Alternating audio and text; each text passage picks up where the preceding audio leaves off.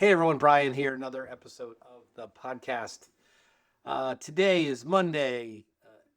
Today is Monday, May 18th, 2026, and we're just getting back from an amazing 2.5, almost 3 days, in some cases 4 days, with some amazing entrepreneurs. And I want to share that with you in this episode.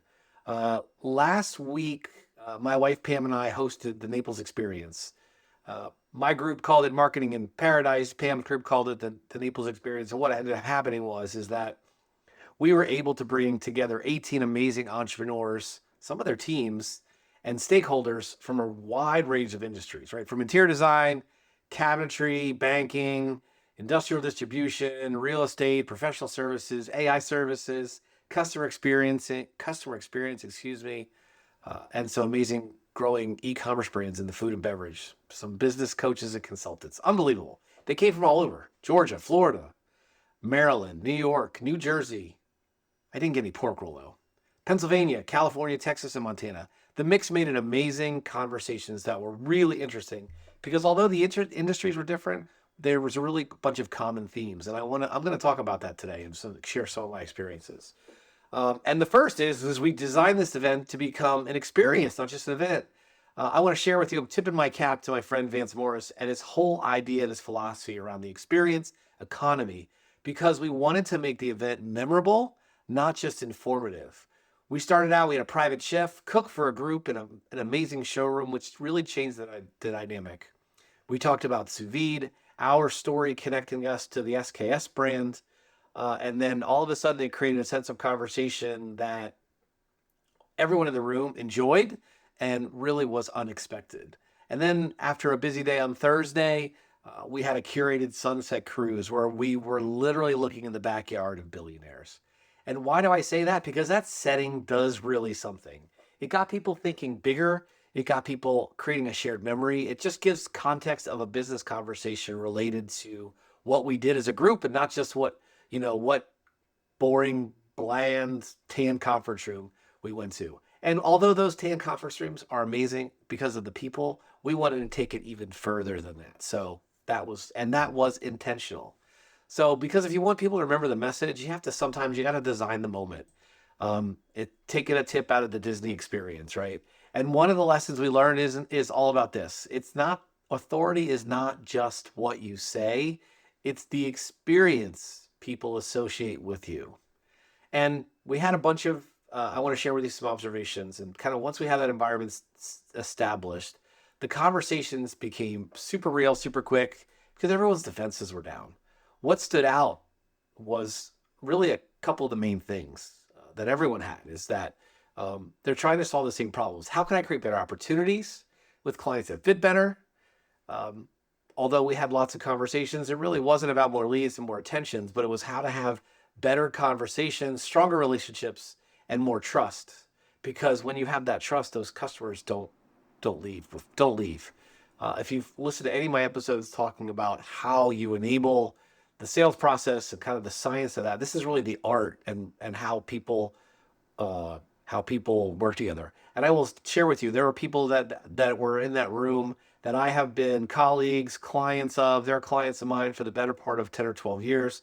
And I will tell you, it's a whole lot more fun doing business with people you like and want to be in the same room with than it is to be people that you're just merely facilitating transactions. So anyway, that's the background and my big observation. I want to talk about some of the takeaways. Everyone's still looking for new client acquisition. Doesn't matter the industry, everyone's still trying to chase that, how do I get more clients and where's the next good client coming from? And one of the things that I thought was really interesting, a lot of us were tied to Dan Kennedy and we talk about prints and that people think about it as gimmicks. And even though they're not gimmicks, we do that for the reason of that print is an analog is sticky. It's not the flash in the pan from doom scrolling, but it's something that's sticky. But they also realize that the quick and easy shorts that work now don't always work in the long term, and they don't always get you the clients you really want. So I thought that was really interesting. The second takeaway after I want to say three of our conversations that as frustrating as it is, the long path is often the best path. Now, I can share you that because I've been on this long path for 10 years. And for people say, Brian, you make it look easy. I'm like, you have no idea how hard I worked. And I was just like you. It doesn't matter where you were, whether it's a solopreneur or a small team or a big team, whatever you were, I followed the same journey that you did. But the constant relationship building, the reputation building, the consistency, my referral networks, authenticity, authority, follow up is often the path that really does produce those best clients. And it's not always exciting. And quite honestly, it's hard sometimes and it's not instant. But over the long term, it compounds and it does work. And so those of you that are willing to play the long game are the ones that end up winning. And what's interesting is that go back and look at your notes from 5 years ago or 3 years ago or 10 years ago, and just look at the line in the sand you drew of who you were willing to, who you wanted to serve and how you wanted to serve them. And I'm going to guess you're probably not very far off of that, but we often spend time and effort circling back and circling back and circling back, wondering why we're not doing it. And it's that classic case is, when should I have planted a tree? There are two best times. One is 10 or 20 years ago, and the second is right now. So that was my take on the client acquisition. The other thing was, referrals are still the best, but the hardest to achieve. I will share two amazing stories that I heard. They weren't even from my clients. They were from Pam's clients. One was a interior designer who was really kind of on the fence, like, am I doing the right thing for the right reason? And she got a deep 6-figure design contract from a referral that she had been working on for probably close to a year. So again, good things don't happen overnight. The good news with that is they're also not going to leave too, because that you're building trust with that client. And the second one was the same deal. It was a vendor partner relationship, which Pam talks about quite a bit in her programs. And those referrals turned into, they're working on 3 to 5 locations of the pilot project, and they have an opportunity to do this up to 500 locations for a national franchise or a national brand that supports a certain industry. I don't want to take anyone out of Pam's sales, but and they're like, oh my God, this is amazing. Well, they're really hard to engineer, because although people think they do them instinctively, they don't. And they think they do them consistently, but they don't. But if you have an engineer program, you have a system that you support all the time, and you talk about it and you act about it in the pursuit of others by giving more than getting. My Tony Robbins thing, you will find that it's going to help. And if you want your referrals to help you, you have to be memorable. You have to be clear. People have to know who you can help. So you want to know that. You've heard me talk about the story of, TikTok's a rave, Instagram's a party, Facebook is a class reunion, LinkedIn is a conference, and you better be the one on stage. Well, the ones that are taking the referrals other way are the ones that are on stage talking about a topic where people in the audience, the hair on the back of their neck stands up, and you want to be that person. So it doesn't happen by accident, and there are ways to get there. The other one, which is the other takeaway, which I thought was interesting, was everyone's really looking for authority. Now, of the people in my room, we had 12 people in my room, and 1, 2, 3, 4 of us had written books. So clearly we understand authority, but they don't just want authority, they want credibility. They want to be seen as the obvious choice in their market category network. Actually, it was amazing. Vance Morris did a keynote for us. He did a 40-minute presentation on the experience, how to create the premium experience. And the people that didn't know Vance said, hey, is there any books or resources that you could get for that? He goes, yeah, well, I have one, and I'd like to give it to you for free. And their looks on their faces exploded, because clearly his presentation was engineered for that, but it's genuine. That's why Vance has the experience economy. So, and they don't want noise. They don't want, TikToks. They want a signal of trust, right? And given everything that's going on today, right, trust is more important than ever. Authenticity is more important than ever, because you're going to realize, people are going to have to realize you're going to, Trent Gilson said, I think is his name, you have to go slow to grow fast, okay? Another big takeaway was AI shortcuts. So the so-called generated content, AI slop was the word I used all the time. Dan Kennedy's new book talked about AI slop. Those shortcuts are starting to backfire. Google, as of today, just came out with new guidelines they don't want you just dumping content and creating AI content to rank on keywords. And they're doing things to go against that. Shocker there.